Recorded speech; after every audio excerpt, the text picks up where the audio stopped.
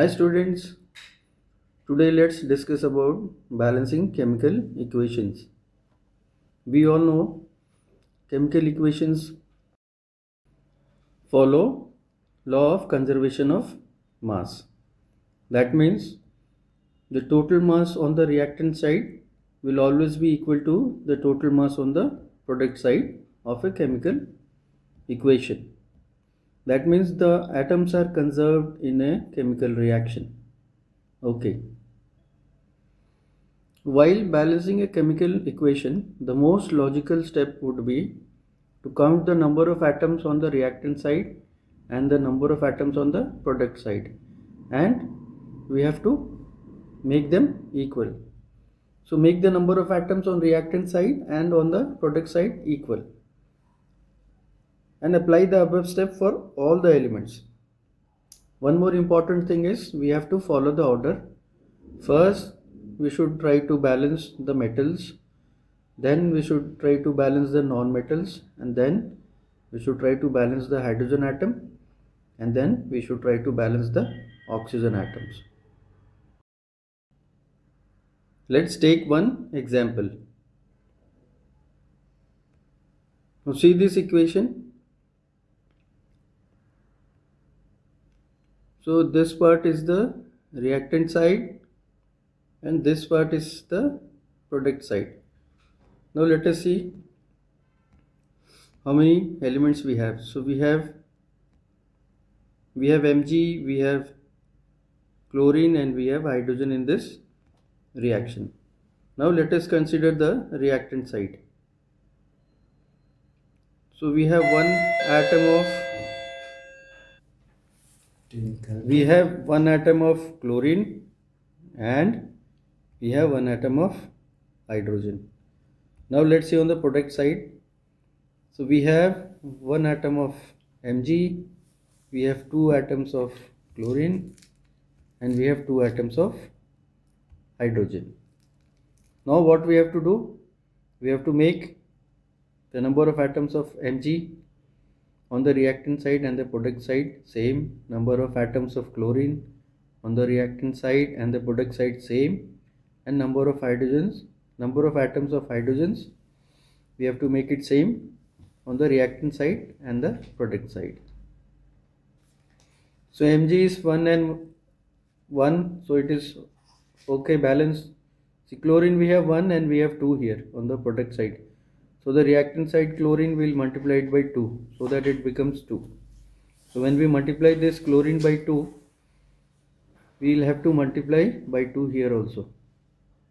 So when we multiply by 2, here my hydrogen also becomes 2. So this again hydrogen we have to multiply by 2. Now see, we have 2 atoms of chlorine on reactant side, 2 atoms of chlorine on product side, 2 atoms of hydrogen on reactant side, and 2 atoms of hydrogen on the product side. And we have 1 Mg on the reactant side, 1 Mg on the product side. So all the elements are balanced. Understood? So let's see the second equation. Okay. So see, in this equation we have one aluminum atom on the reactant side and we have one aluminum atom on the product side. One calcium atom on the reactant side, one calcium atom on the product side, and chlorine we have 3 atoms on the reactant side and we have 2 atoms on the product side. Now see, we have this OH here, so we will consider OH as one part. Okay, so how many OH we have on the reactant side? So we have 2 OH, so we'll write 2 here, and we have 3 OH on the product side. Okay, now see, my chlorine is not balanced and OH is not balanced. Aluminum is 1 1, it is balanced. Calcium is 1 1, it is balanced. So we'll go for, so let's go for OH. We have 2 here on the reactant side, OH is 3 here on the product side. So to make them equal, what we'll do, we'll multiply this by 3 and we'll multiply this by 2. So this becomes 6, this also becomes 6. So on the reactant side we have multiplied by 3. So we'll write 3 here. And on the product side we have multiplied by 2. So we'll write 2 here. Okay, now see, when we multiplied by 3, my calcium became 3. So we'll write 3 here. And aluminum, when we multiplied here by 2, the aluminum became 2 on the product side. So we'll write 2 here. Now the aluminum on the product side has become 2. So we'll balance the aluminum the reactant side by making it 2. So we'll write 2 here also. So now check, we have balanced aluminum 2 on both sides. Now we have to balance calcium and chlorine on both the sides. Okay. Calcium is 3 on the reactant side and 1 on the product side. So product side will multiply it by 3.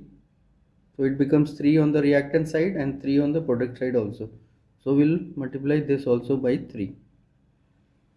So when I multiply this part by 3, my chlorine also gets multiplied. So these 2 atoms of chlorine gets multiplied by 3. So they become 6 here. Now see, on the reactant side, my chlorine is, this aluminum we have already multiplied by 2. So we'll put 2 here. So this becomes 6. So now this chlorine is also balanced. OH is also balanced. And calcium is also balanced. Now I have few practice questions for you all. So you can take these chemical equations as a practice question. So this is the third one.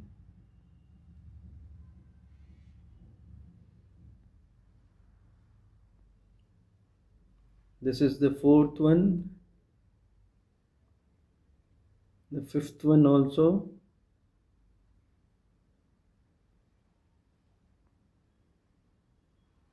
And the sixth one, last one. So students, try to balance these chemical equations and do send your feedback in the comments whether you were able to balance it or not. Okay, one more important thing. See, whenever we have a chemical reaction, suppose we have the same sixth number.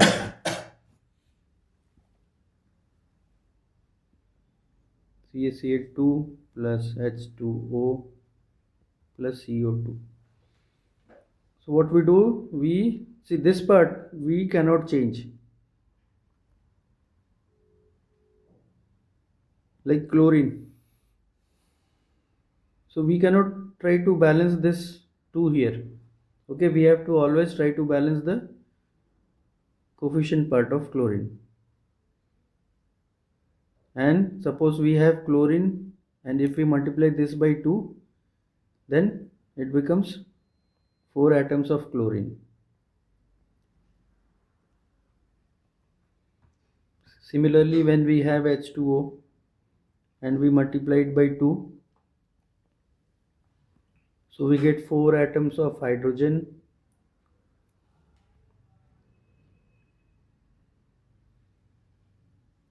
and we get 2 atoms of oxygen. So these small things we have to keep it in mind while balancing the chemical equations. Okay students, we'll close this session. Please like and subscribe. Thank you.